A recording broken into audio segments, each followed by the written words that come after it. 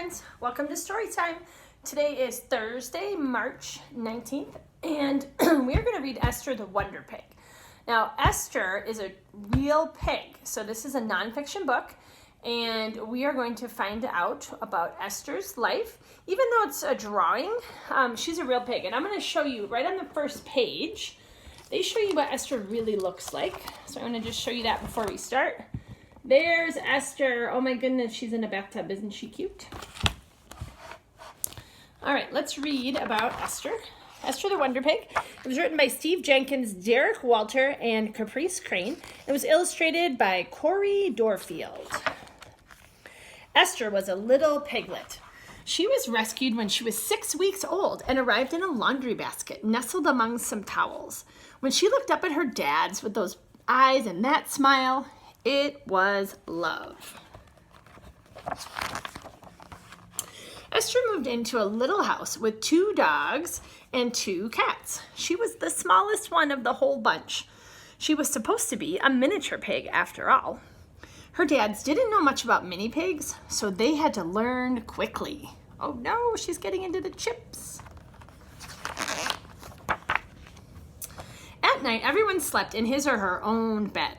Esther slept in a collapsible cat house, but 3 days later, she outgrew it. So she climbed on top of the cat house, and that seemed fine for a while, but then she outgrew that. So Esther's dads got her a dog bed, and then a bigger dog bed. Her dads were confused. We thought she was supposed to be a mini pig, they said. But when she looked up at her dads with those eyes and that smile, it was love. Esther liked to play outside in the pond. She splashed around and flipped over the rocks. She didn't mean to, but she scared those fish. Ooh, I like Esther's swimsuit. Esther also liked to help her dads with their gardening. She dug up the bed, uprooted the tulips, and ate all the bulbs. They were delicious. When Esther's dad saw the mess she'd made, they weren't very happy. But Esther looked up at her dads with those eyes and that smile, and it was love. Esther had the most fun at bath time. She just loved to get everything wet. She even knew how to make her own bubbles. I wonder what's happening there. As she grew bigger, so did her splashes. Sometimes when her dads weren't looking, Esther sneaked into the kitchen and stole snacks. She got into the freezer and ate all the ice pops. She used her snout to open the cabinets and ate all the cookies. Once, she even broke the door off the oven. That wasn't on purpose.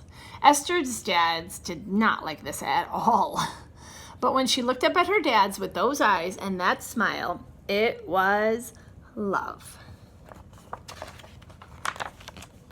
Esther kept growing and growing and growing.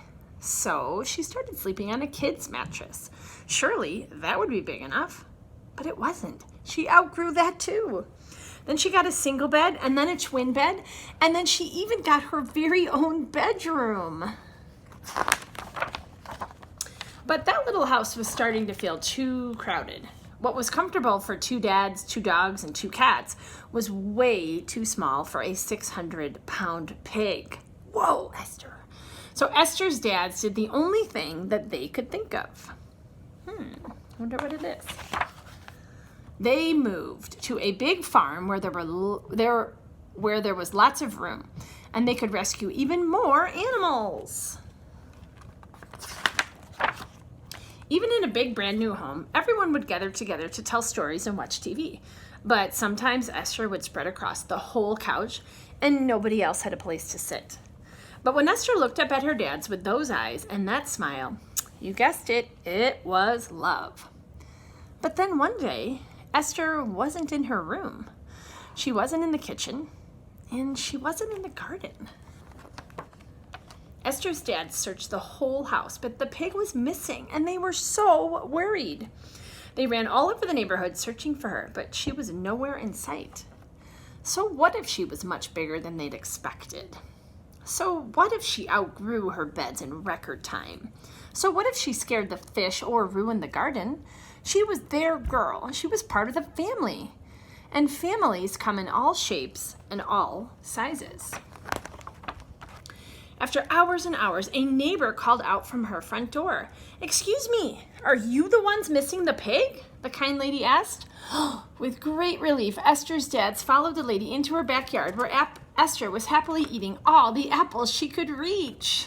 Oh, look at even the other dogs and cats are happy.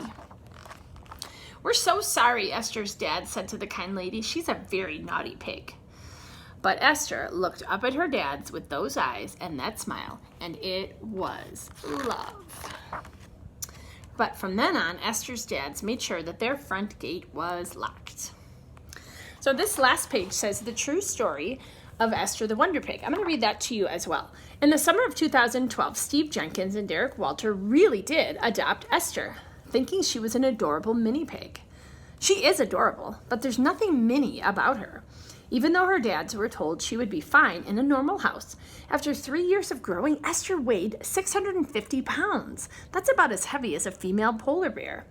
Steve and Derek bought a farm and opened the Happily Ever Esther Farm Sanctuary where they live today.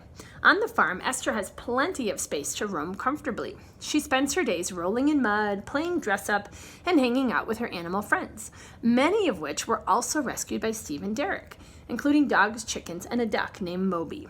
You can see more of Esther's life at estherthewonderpig.com. So here's Esther dressed up, and here's Steve kissing her. Oh, and she's having some breakfast right there. And then there are a few more pages of Esther. There's a few more pictures, I should say, of Esther right here. Oh, she's so cute. And then the front of the book, if you remember, was Esther's front side, and then the back of the book is Esther's behind. So that was our nonfiction story for today.